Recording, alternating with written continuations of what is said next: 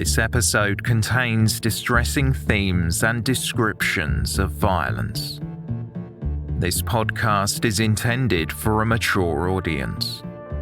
Listener caution is advised. They Walk Among Us is part of the Acast Creator Network.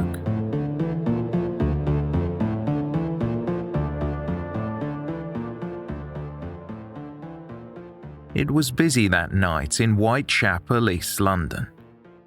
The music was blaring, but none of the guests seemed concerned about the noise from the flat. They were there for the party.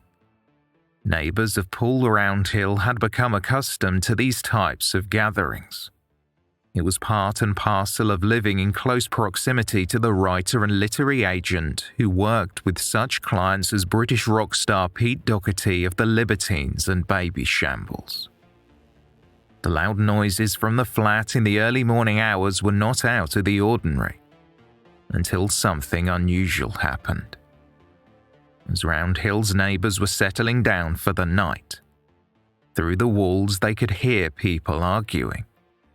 What started as a simple war of words sounded like it had turned into a physical altercation. There was a struggle followed by swearing. Then minutes later, a huge thump. The party at long last turned silent, but something was very, very wrong.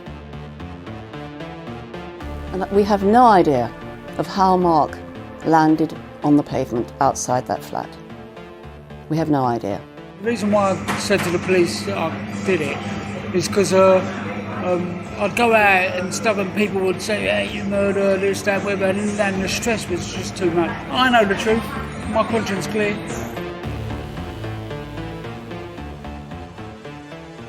Welcome to Season 7, Episode 9 of They Walk Among Us, a podcast dedicated to UK true crime.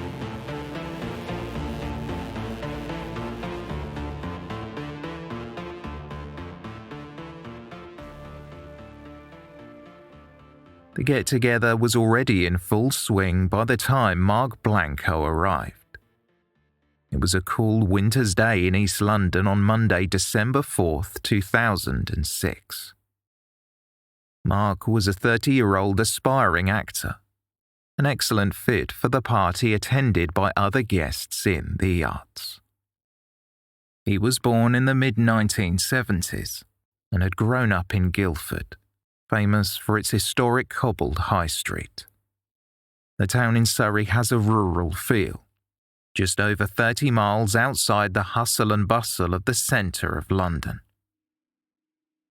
From the age of 6, Mark Blanco was considered a gifted child.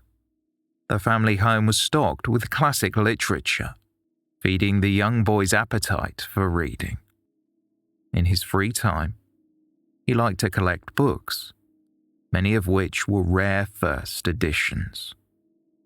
According to his mother Sheila, he was a real character and popular, breezing through his formative years at the Royal Grammar School in Guildford.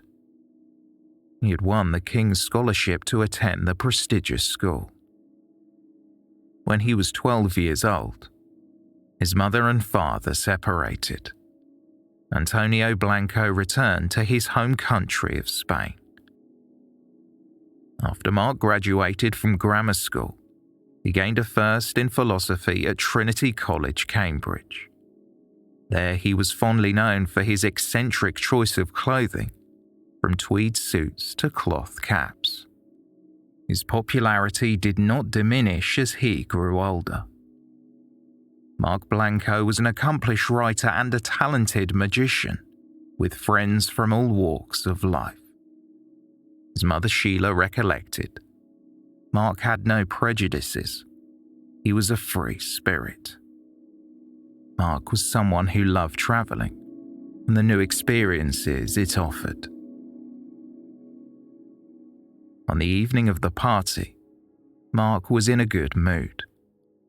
A blossoming actor, he recently learned that he had been cast in a leading role, starring in the London play Accidental Death of an Anarchist.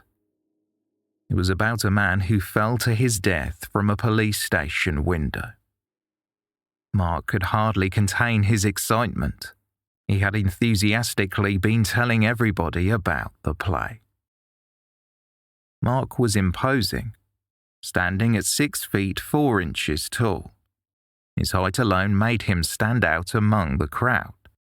But he was not the only person that would make others turn their heads at that party. British rock star Pete Doherty, the Baby Shambles and Libertines singer and guitarist, who was then in a relationship with supermodel Kate Moss, was also in attendance. 52-year-old Paul Roundhill had been working as Pete Doherty's agent for some time, and Doherty was a regular at Roundhill's flat. He had penned the famous Baby Shambles song Fuck Forever in that same property. The flat was nicknamed the Hotel in the Sky and was a hotspot for weekly parties, where alcohol and drugs flowed freely. In the mid to late 2000s, if there was ever a party in London, it was practically a given that Pete Doherty would be there, especially if narcotics were involved. Due to his band's popularity, Doherty's addiction, and his famous partner, he became a fixture in the British tabloids. Mark Blanco arrived at the party late, at about 12 in the morning, with a bottle of wine in hand. He had heard that Pete Doherty was there, and he thought it would generate some considerable publicity if Doherty attended his upcoming play. That night it was a small and intimate party, with around half a dozen guests, all of whom were friends of Paul Roundhill. There was said to be Class A drugs being consumed, including crack cocaine. Recalling Mark's entrance, Paul Roundhill remarked to a reporter for The Guardian. When Mark arrived, he was extremely excited about the play. He couldn't stop talking about it. He had had quite a lot to drink and was aggressively excited. Not long after Mark Blanco appeared, approximately 20 minutes later, through the walls neighbours could hear people at the party struggling and shouting at one another. It sounded like there was some kind of altercation. Just 10 minutes later, Annabelle Heald Smith, who had been in attendance, left to go home. As she stepped out the door onto the cobbled street, she recoiled in horror as she saw somebody crumpled on the floor. It was Mark Blanco. He was bruised and bloody, and his breathing was faint. Mark had plummeted 11 feet from the stairwell balcony to the ground. Annabelle ran upstairs to Paul Roundhill's flat to raise the alarm. She then ran back downstairs and cradled Mark in her arms. She held tissues to his head to try and stop the bleeding. Other guests at the party came down to see what was happening. Pete Doherty was pacing back and forth. He knelt down beside Mark and Annabelle as Annabelle comforted Mark, saying, "It's okay. It's all right." Doherty shouted, "It's not fucking okay." One of Paul Roundhill's neighbours, Paul Ellis, had looked out of the window and saw Mark on the floor, surrounded by people. Ellis had basic first aid training and ran to the scene to see if he could help. He covered Mark with his cardigan and jacket and knelt down beside him. Nearby, Ellis saw Mark's hat. It must have fallen off when he fell from the balcony.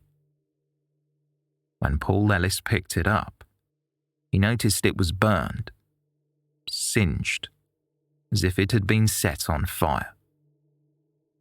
At that point, Pete Doherty's unofficial minder, Johnny Headlock, called for an ambulance. The operator asked him what had happened, and Headlock told him, "We don't know. "We don't know." The operator replied, "You're not sure what happened?" Headlock responded, "We don't know. We don't even know him." Headlock went on to say that he had walked out of a friend's flat and saw a man lying on the ground. Paramedics were dispatched to the scene, but before they arrived, Pete Doherty fled. He was told by other members at the party to leave, knowing that it would cause a great deal of unwanted media attention. Moreover, Doherty had a pocket full of drugs and was on bail. CCTV from outside the flat captured Doherty, Headlock and a female friend, 19-year-old Kate Russell Parvir, running past Mark Blanco, who was still lying on the ground. It took paramedics around half an hour to arrive, despite the fact that the Royal London Hospital was just around the corner. By the time the first responders appeared at 12:47 a.m., Pete Doherty, his minder and a friend had got into a taxi and travelled to the Malmaison Hotel in Clerkenwell. Doherty had been staying there for the past couple of nights, paying for a suite. The party continued. A group of around 20 of his entourage had gathered at the hotel. Johnny Headlock described them as the usual losers. Doherty and his acquaintances disrupted a wedding party, set off a fire alarm, smashed up the suite, and ended up fighting.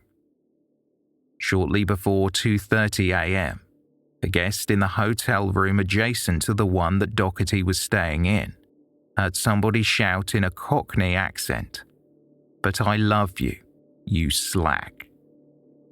This was followed by the loud and urgent pleas of, "Pete, Pete, leave it, mate, leave it."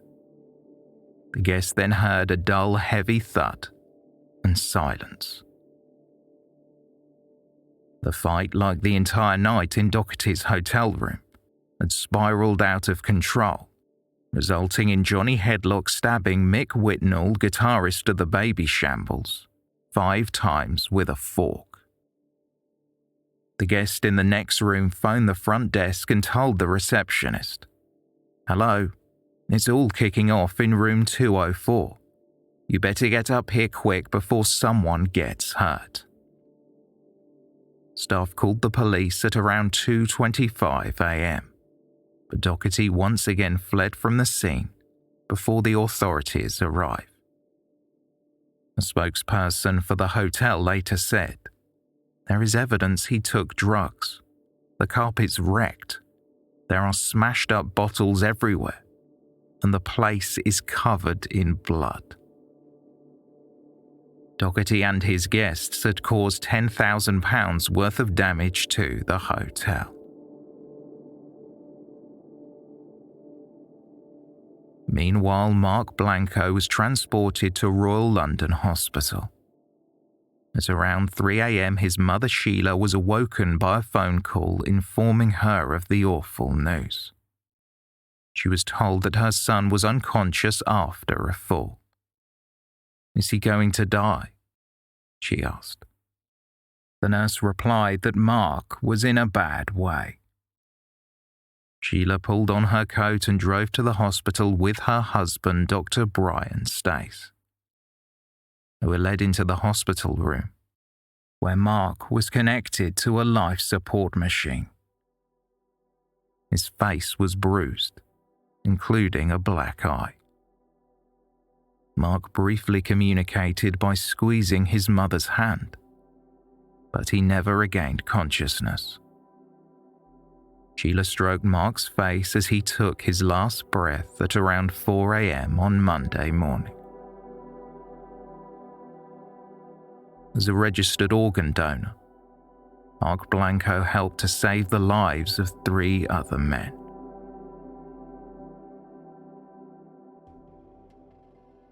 Hours after Mark had passed away, Pete Doherty appeared at Thames Magistrates Court on charges of possessing drugs, which included crack cocaine, heroin and cannabis.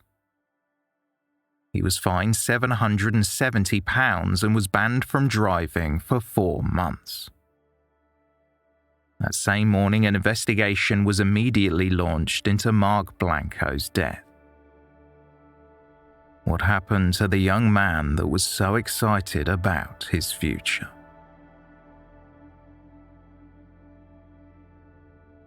The first port of call for the police was to interview everybody who attended the party.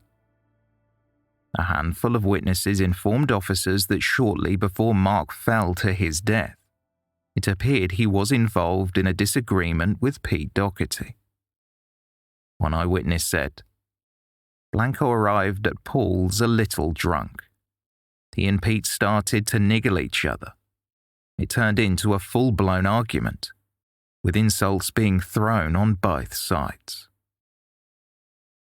Some suggested that the argument then turned physical, and Paul Roundhill stepped in between Doherty and Mark Blanco, requesting that Mark leave the flat. The eyewitness then continued. A few minutes later, some lads came rushing up to say there was a man lying in the street. Another eyewitness claimed that Doherty, Roundhill and Doherty's minder Johnny Headlock had been bullying Mark. One of them said they wouldn't let him sit down and gave the only spare seat to the dog. Then they burnt his cap. Someone punched him 3 times in the face before he was thrown out of the party.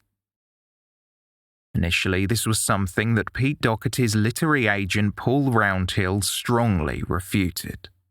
He said, Mark was talking to Pete very excitedly about his play. Mark, who is very much loved by many people, arrived in a highly excited state because of his forthcoming play. This was a talented person whose loss is devastating.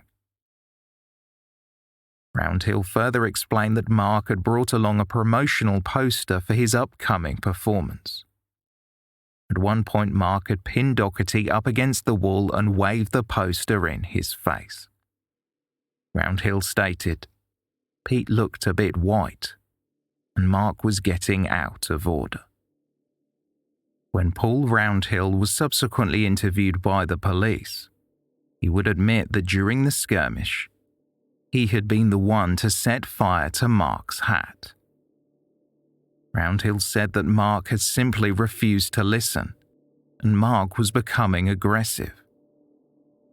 Roundhill described how he grabbed Mark by the coat and dragged him out of his flat. It was moments later when Mark fell from the balcony to the ground.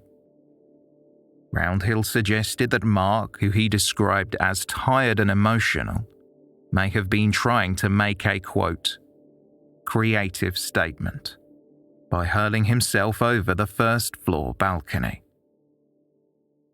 This account sounded very similar to Annabelle Heald-Smith's version of events. Annabelle was a textile designer and a guest at the party that night. She had been the one to find Mark Blanco outside. She told the police that Mark had been aggressive toward Pete Doherty. She described the scenario saying, Mark was incredibly drunk and really out of order. He pinned Pete up against a wall. Pete was looking around the room as if asking for help. Mark was going on and on in his face. Annabelle said that Paul Roundhill responded, leading Mark to the front door and kicking him out. Annabelle added that when Mark was removed from the party, Roundhill did not follow him. Johnny Headlock, Pete Doherty's minder, granted an interview with the Mail on Sunday, describing the night in question, with the events playing out much like the accounts provided by Paul Roundhill and Annabelle Heald-Smith. Johnny Headlock said, Mark had a big bottle of wine. He was just swigging it out of the bottle. I've known him 2 or 3 months, and it was the first time I've seen him as bad as that. He kept going on about a play, on and on and on. He kept grabbing Pete, and I could see it in his eyes. Pete was going on to me, "Johnny, tell him, man." Headlock went on to say that Mark was not a small man, so they struggled to control him. In an attempt to distract Mark, Paul Roundhill had taken Mark's hat and set it on fire. Eventually, Headlock said they managed to subdue Mark, taking him to the door which led to the outside balcony, where he ultimately fell to his death. In the interview, Johnny Headlock claimed that once he was out of the flat, he returned and closed the door behind him.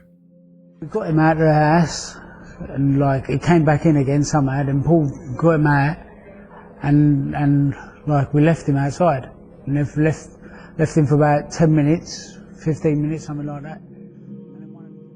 Mark was only inside the flat for around 5 minutes, according to Johnny Headlock.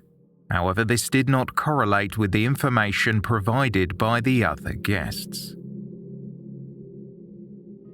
It quickly became apparent to the police that the partygoers were offering inconsistent accounts. A handful of people said that a physical fight had preceded Mark falling to his death, while others portrayed Mark as the aggressor, but were adamant that nothing physical had taken place, that Mark was simply kicked out because he was being irrational, making for an uncomfortable atmosphere. As the police continued interviewing the attendees, they stressed that they did not think foul play was involved, with a police source commenting, "He fell from a first-floor balcony, but at this stage, we don't believe anyone else was involved." However, statements are being taken from people in the flat. Police wanted to hear directly from Pete Doherty, because besides Mark, he was one of the key players in the altercation. Doherty eventually went to the police station where he was questioned, but not under caution, as officers did not believe there was any third-party involvement. As the police were conducting their interviews, Mark Blanco's friends took to MySpace, setting up a tribute page. The George Tavern also posted their own memorial to Mark on a blackboard outside. Inside, they hung a photograph of Mark above the fireplace, where guests could write messages of condolence. The play Accidental Death of an Anarchist had been scheduled to play that week at the George Tavern. However, the organisers decided they would not proceed without Mark. It just did not feel right. Mark was a regular at the tavern, as was Pete Doherty and his then partner Kate Moss. The bar manager recollected how Mark was the heart and soul of the tavern.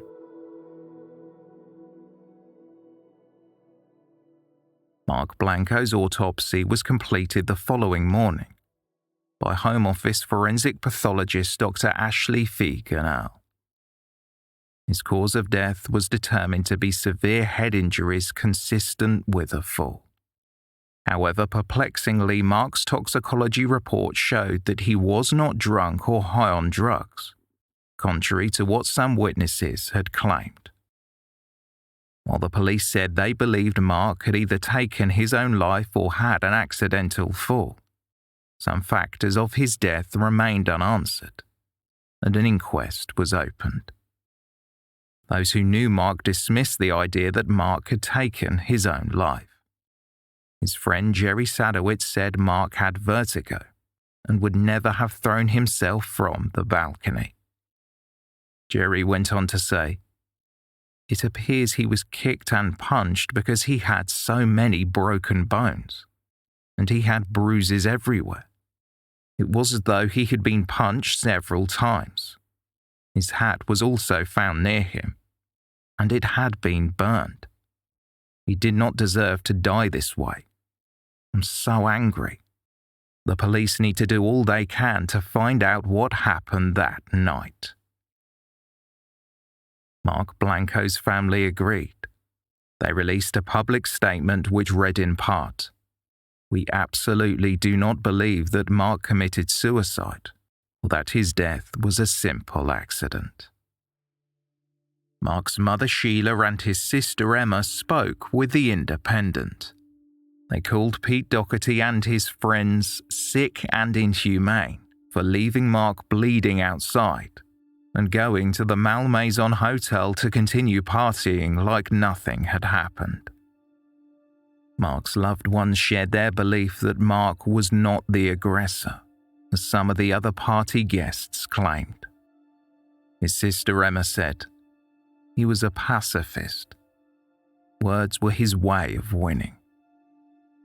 Emma suggested that the other partygoers may have found him intellectually intimidating, but contended that Mark was not the type of person to get into a fight.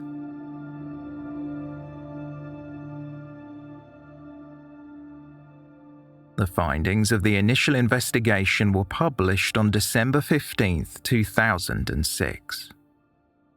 Police had concluded that while details of Mark's fall from the balcony were vague, they had found nothing to indicate foul play. The authorities ruled that nobody else had been involved in Mark's death, and that he either took his own life or fell from the balcony accidentally when trying to clamber down a lamppost. The inquest was still to be conducted, but the findings of the initial investigation came as a crushing blow for Mark's loved ones. They still believed that something sinister had taken place, resulting in Mark plummeting to his death. His friend Jerry announced that along with Mark's family, they were raising money for a private investigation. They advertised in Private Eye magazine, and Jerry explained, "Mark was a good friend. There are many issues surrounding his death which have not been cleared up." As the family began their fundraiser, Pete Doherty returned to Paul Roundhill's flat. He was not there for a memorial or to pay tribute to Mark, but instead he was there to film a music video. With the camera rolling, Doherty sat down on the couch and grabbed his guitar. Referring to his friend Paul Roundhill by his nickname, Doherty said, "I just thought I'd pop into Paolo's, a much maligned figure, justifiably I suppose. But on the whole, if drugs and suspicious deaths don't get in the way, this place is quite creative for me." Doherty then launched into a new song, which was called The Lost Art of Murder. The video was then uploaded to the internet, and it felt like a slap in the face for Mark's friends and family.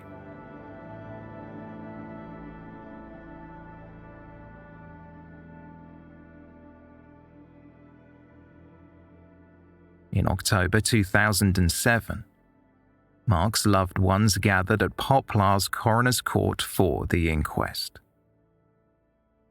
Coroner Dr. Andrew Reed said he could not draw any, quote, "satisfactory inferences" from the surveillance footage that pictured Mark hitting the ground. According to the coroner, Mark had not taken his own life, and suggestions that he had accidentally fallen while trying to climb down the lamppost were purely speculation. Dr. Reed halted the inquest and asked investigators to re-examine the evidence. Surprisingly, it had been revealed that several weeks after Mark had died, Johnny Headlock, Pete Doherty's minder, had called 999 and told the operator that he had been the one to push Mark Blanco off the balcony. For reasons unknown, this information was never included in the official report to the coroner. Furthermore, several of Headlock's acquaintances would be interviewed by the media, and they divulged that he had confessed to them too, and spoke of needing to lay low. I phoned the police and I just said to them, "Yeah, I killed him, but I don't know why."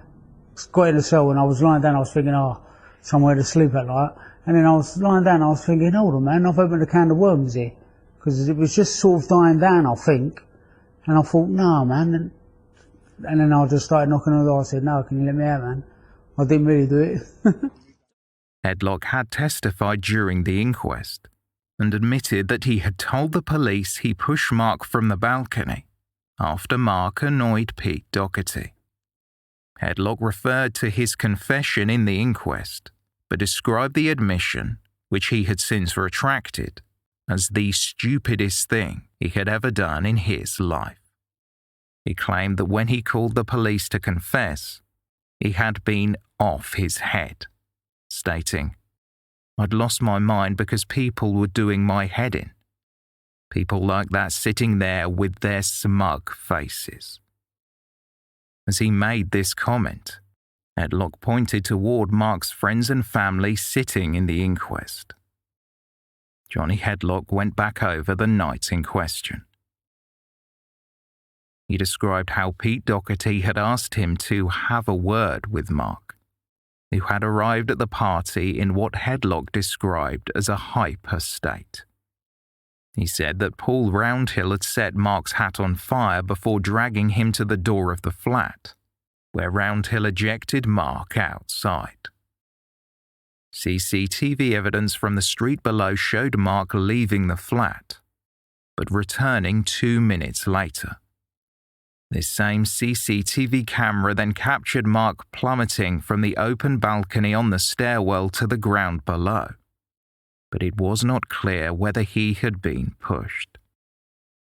While the pathologist Dr. Ashley Fegan Earle had determined there was no evidence consistent with assault, Paul Roundhill admitted during the inquest that he had punched Mark 3 times as he threw him out of the flat. Roundhill said he never told the police about this because they were weak, ineffectual gestures. Pete Doherty was not called to testify during the inquest. He had just checked out of rehab after allegedly staying off drugs for 6 weeks. The coroner's decision to halt the proceedings and reopen the case led to applause in the court from Mark's friends and family. Outside, his mother Sheila said, "I hope we will get a thorough investigation so we can get justice for my son." She further commented that she did not feel anything positive or negative toward Pete Doherty. She only wanted the truth. I'm hoping to get somebody convicted for either pushing or bungling or throwing Mark over this balcony. Because nobody, none of his friends, no family, nobody believe that he went over this balcony unaided.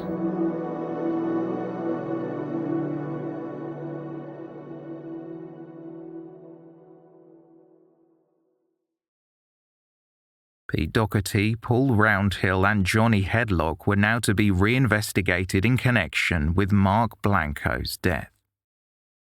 While the police had initially ruled out any foul play, the coroner was not so sure. Sheila Blanco granted an interview with the Mail on Sunday to speak about the case being reopened. She said, "Mark's death has left a void in our lives.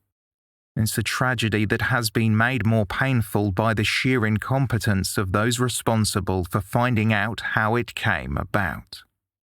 I still can't believe that he's gone. I know that I can't bring him back, but I must find out why he died. My grief is on hold. I've had to stay in control to get things done."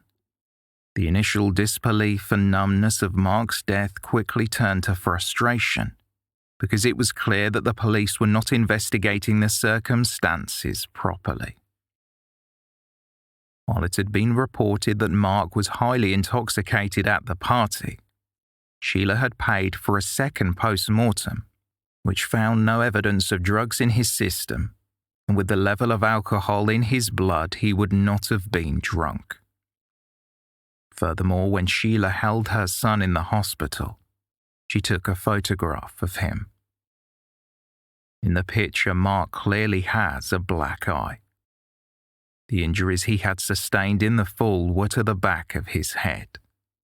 Sheila said this was evidence that Mark had been assaulted before falling to his death.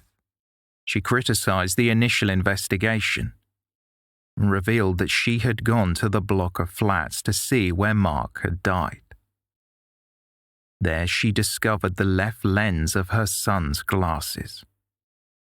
Sheila handed it to a police officer, who just handed it back, telling her to hold on to it as a keepsake. As she said, "I realised then that no proper forensic work had been done." Scotland Yard responded to the criticism and claimed that a full investigation had been conducted before they concluded that foul play was not involved.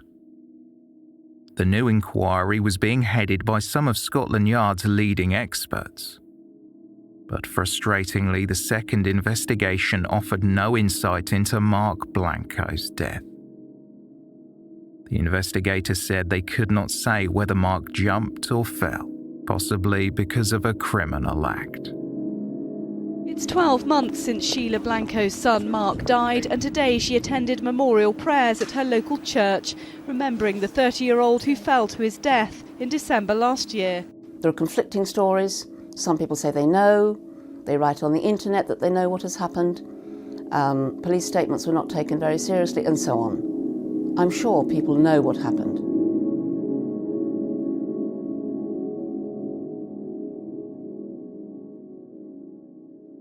Sheila Blanco would continue in her fight to uncover the truth. As part of the private investigation, she employed the services of a biomechanics expert.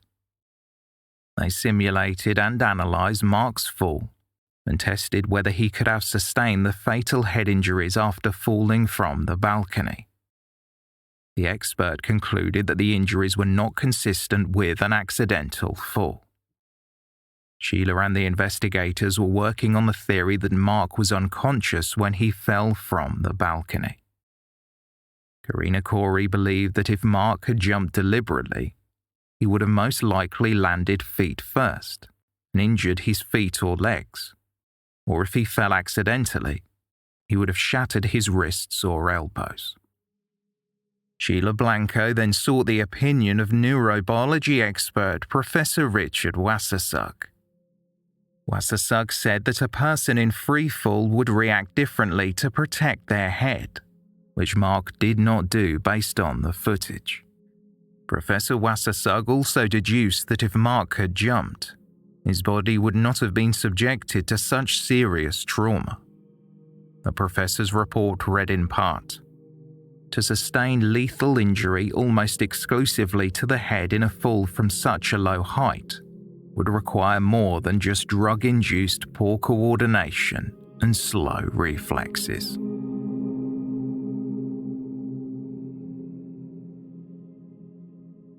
The years passed, and in 2010, Pete Doherty found himself embroiled in another scandal when socialite and heiress to the Goldsmith dynasty, Robin Whitehead, died at a flat rented by Doherty's friend Pete Wolf.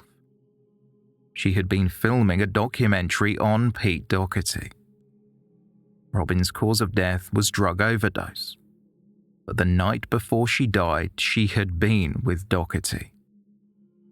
Doherty's friend Pete Wolf would be charged with supplying cocaine in connection with her death, and Pete Doherty would be charged with possession of the Class A drug.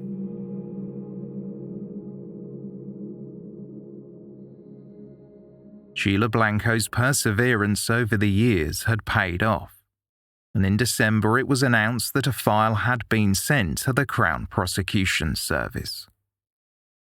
Sources close to the investigation shared their belief that a murder charge was imminent. In early 2011, Pete Doherty went to a London police station to answer questions about the case. But his solicitor Sean Curran stressed that his client was not formally questioned by the police, telling The Guardian, He did attend a police station to help them with their inquiries, but he attended voluntarily. Sheila Blanco said that if the police refused to press charges, she would be launching a private prosecution. However, in May, prosecutors announced that there was insufficient evidence to bring criminal charges. Speaking about the decision, Jenny Hopkins from the Crown Prosecution Service said, "None of the evidence is capable of establishing to the required standard that Mr. Blanco was thrown or pushed from the balcony, or that any other individual was present at the time he fell." It was a blow to Mark's mother, Sheila, who lashed out saying, "It's a police cover-up. I really did not expect anything better." Shortly after the decision, Pete Doherty publicly addressed the death of Mark Blanco, along with his thoughts on Robin Whitehead. On Doherty's blog, he wrote, "I've said nothing about any of this up until now. Even the words attributed to me are incorrect.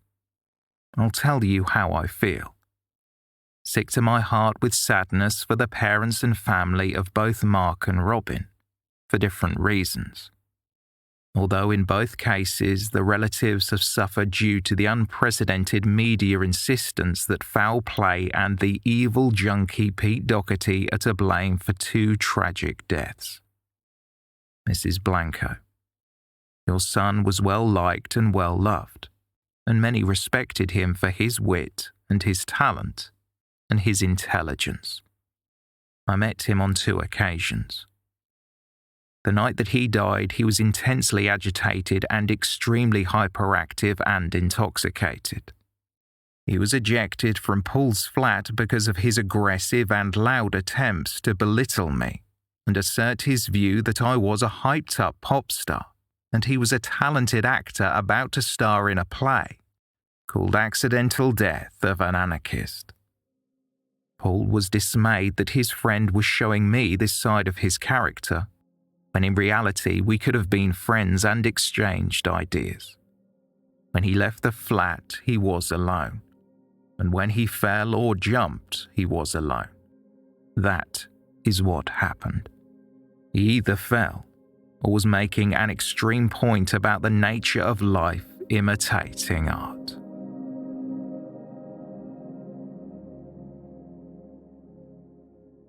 A renewed investigation into the death of Mark Blanco was launched in 2012. The CCTV footage of Mark falling from the balcony was examined by US-based forensic experts. They concluded that Mark could have been carried and dropped from the balcony. In comments widely reported in the press, John Kennedy, a video forensic specialist, said, "The only explanation I can think of is that somebody might have dropped him off the balcony. He doesn't climb over the railings himself. He doesn't jump. He just suddenly appears outside the railings and falls." The following year, Sheila Blanco called for a cold case review of her son's death. She asked Pete Doherty to pay for expert analysis of the CCTV footage. Sheila said, "If he wants to show that he has got nothing to hide, he could defray the costs if he truly wants to help. If he wants to show that he really regrets what he did, then he could help."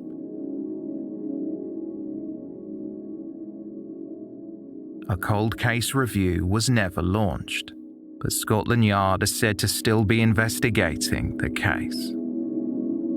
Over the years, Sheila's refused to put a headstone on her son's grave. She says she won't until she knows the truth about how he died. When he was dying, I vowed to him that I would find out what happened, and that's what I intend to do.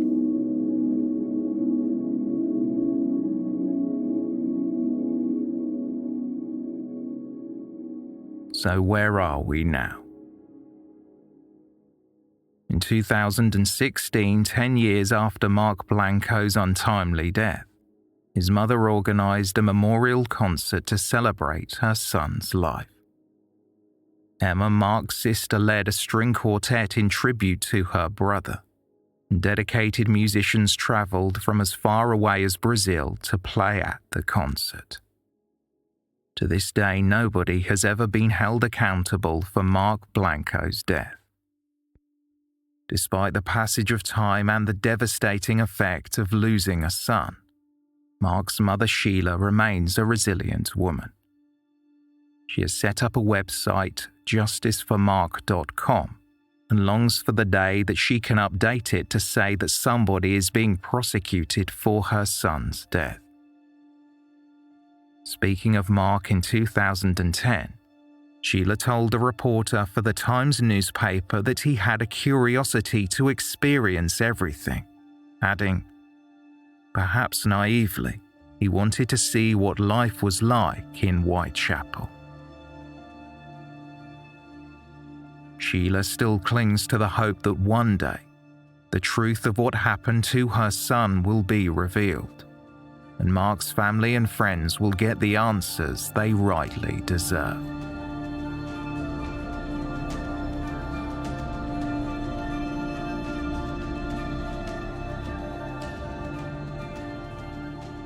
Thank you for listening, and special thanks to our Patreon supporters.